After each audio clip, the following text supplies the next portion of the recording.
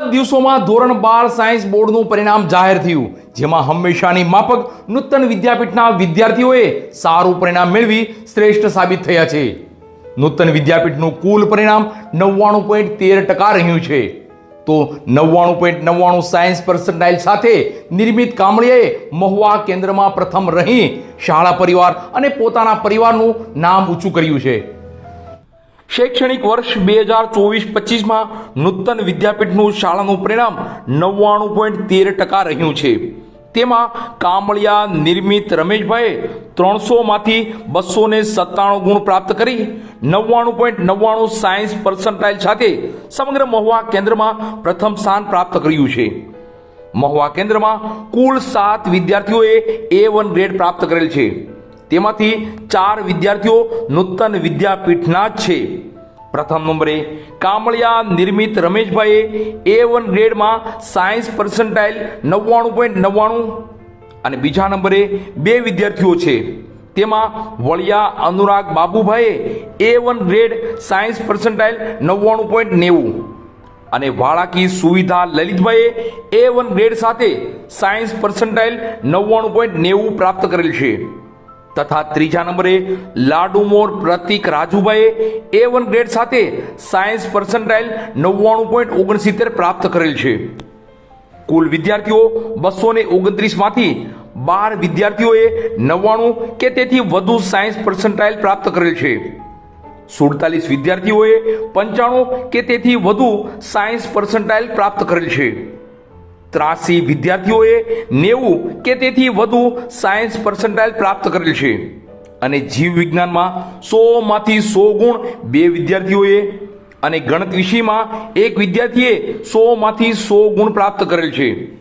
તેથી નૂતન વિદ્યાપીઠના સ્થાપક શ્રી ડોક્ટર ધીરજભાઈ આહિર તથા મેનેજિંગ ટ્રસ્ટી શ્રી ભરતભાઈ બલદાણિયા તથા આચાર્ય શ્રી દિનેશભાઈ રાઠોડ તથા શાળા પરિવાર સૌ વિદ્યાર્થીઓને અભિનંદન પાઠવે છે. તો ચાલો મારી સાથે ધોરણ 12 સાયન્સમાં મહુવા કેન્દ્રમાં પ્રથમ આવેલ અને નૂતન વિદ્યાપીઠનો વિદ્યાર્થી છે એવા નિર્મિત કામળિયા સાથે તેના રિઝલ્ટના રહસ્ય વિશે વાત કરીએ. મહુવા નૂતન વિદ્યાપીઠ શાળા શ્રેષ્ઠ એ માટે કહી શકાય છે કે આજે આ પંથકના જેટલા શિક્ષકો છે એ શિક્ષકો તેમના દીકરા દીકરીને આ નૂતન વિદ્યાપીઠમાં ભણાવવા માંગે છે. અને ગ્રામ્ય વિસ્તારમાં જે શિક્ષક નોકરી કરતા હોય અથવા તો ગ્રામ્ય વિસ્તારમાં જે બાળકો ભણતા હોય તે પણ પોતાના દીકરા દીકરીઓને નૂતન વિદ્યાપીઠમાં ભણાવવાનો આગ્રહ રાખે છે. તે શું કામ તેની વાત કરીએ. આપણી સાથે અત્યારે નિર્મિત કામળિયા છે. નિર્મિત કામળિયાને 99.99 સાયન્સમાં PR આવેલા છે. બાયોલોજીમાં 100માંથી 100, કેમેસ્ટ્રીમાં 100માંથી 99 અને ફિઝિક્સમાં 100માંથી 98 માર્ક્સ આવ્યા છે. એટલે કુલ આ 3 વિષય મેઇન વિષય છે એ 300માંથી 297 માર્ક્સ સાથે ગુજરાત બોર્ડમાં પ્રથમ આવ્યો છે નિર્મિત કામળિયા. નિર્મિતભાઈ, તમે અમારી સાથે જોડાયા, તમારી સ્કૂલ અમારી સાથે જોડાઈ તે બદલ ખૂબ ખૂબ આભાર. હવે તમારે આજે તમે ગુજરાત બોર્ડમાં પ્રથમ આવ્યો છો તેને લઈને તમે શું કહેવા માંગો છો? એટલે આમાં તો જે 3 વિષય સાયન્સના 3 સબ્જેક્ટના પેપર આવે. પહેલાં ફિઝિક્સ, કેમિસ્ટ્રી, બાયોલોજી. પહેલાં ફિઝિક્સમાં પહેલાં મારે MCQ પેપર દઈને આવ્યા. એ પહેલાં સાહેબે જ કીધેલું જ છે કે ધ્યાન રાખજે, ખાલી ભૂલ ન થાય, ઉતાવળમાં ભૂલ થઈ જાય એમાં માર્ક વહી જાય. પછી એમાં ફિઝિક્સમાં મારે MCQમાં 50 માર્કના MCQ આવે, એમાં 2 માર્ક કપાઈ ગયા હતા. પછી પેપર દઈને આવ્યો ને સાહેબને ફોન કર્યો કે કાંઈ વાંધો નહીં, હવે આગળના વિષયમાં ધ્યાન રાખજે એમ. એટલે ફિઝિક્સમાં તમારે ખાલી 2 MCQમાં જ ભૂલ છે, એટલે થિયરી જે હોય એ તો 100% બાકી જતી તમારી, એમ ને? તો પછી કેમેસ્ટ્રી છે એમાં 1 માર્ક જ તમારો ઓછો છે, 100માંથી 99 છે. તો એમાં કેવું થયું? ફિઝિક્સ પછી કેમેસ્ટ્રી પેપર આવે. કેમેસ્ટ્રીમાં મારે પેલા સાહેબે કીધું કે ભૂલ નહીં કરતો, તોય મારે MCQમાં 50માંથી 1 માર્કની ભૂલમાંથી.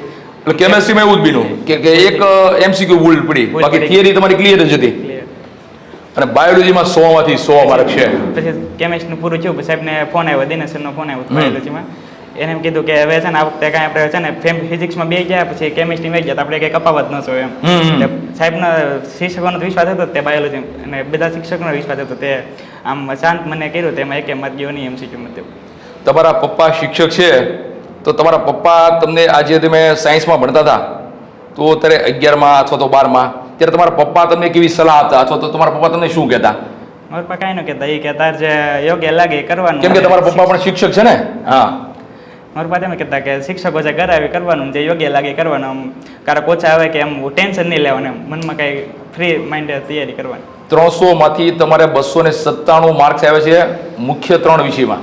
તો તેને લઈને તમે શાળા પરિવારના જે શિક્ષકો છે, માનો કે ફિઝિક્સના શિક્ષક છે, કેમેસ્ટ્રીના છે અને બાયોલોજીના શિક્ષક છે, એની વિશે તમે શું કહેશો? શિક્ષકોનું તો બેસ્ટ જ રહ્યું છે. એને તેમ જ કીધું કે થઈ જાય, કેમ કે કાંઈ વાંધો ન આવે, કે સ્કૂલમાં એ રીતે પછી પેપર તે ટેસ્ટ લે મોક ટેસ્ટ ને એમાં વધારે કપાતા, કેમ કે એવી ભૂલ એ સુધારવાની ભૂલ, એમ એ ભૂલ સુધારી એટલે એમાં કાંઈ માર્કમાં કાંઈ બહુ ફાઇનલમાં ન ગયા, એમ સ્કૂલે વધારે કપાતા.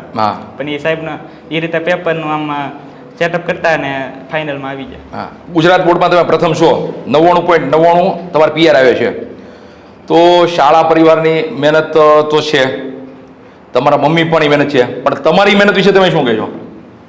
તમારી મહેનત કેવી, ને તમે મહેનત કેવી કરતા હતા રોજ માટે? અમારો કે 11-12માં કેટલી કલાક વાંચતા, કેટલી કલાક લેસન કરતા, લર્ન એટલે કે લખવાનું હોય કાંઈ, કે એમસીક્યુ લઈને કેવી મહેનત કરતા તમે 11-12 બે?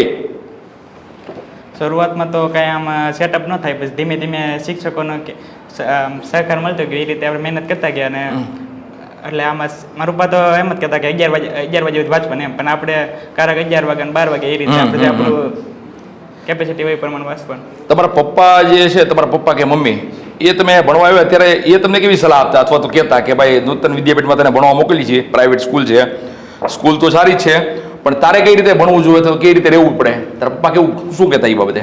મારા પપ્પા એમ કહેતા છે સ્કૂલે જે કહે છે એ કરવાનું, ને આમ રેગ્યુલર આમ આપણે શું કહેવાય, આપણે આમ શાંતિથી ફ્રી માઇન્ડે તૈયારી કરવાની, બહુ આમ ટેન્શન નહીં લેવાનું, ને શાંતિથી શું કહેવાય ટેન્શન વગર ભણવાનું છે, સમયસર હોઈ જવાનું, એટલી ઊંઘ લેવાની.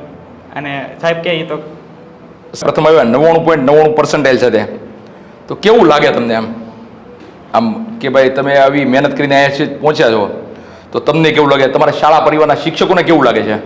શિક્ષકોને તો જ્યારે માર્ક કીધા ત્યારે તો શિક્ષકોને તે આનંદ તો છો. તો નિર્મિતભાઈ, અમારી સાથે જોડાવા બદલ ખૂબ ખૂબ આભાર. નૂતન વિદ્યાપીઠનો પણ આભાર, અને તમારા માતા પિતા, તમારા પરિવારનો પણ ખૂબ ખૂબ આભાર.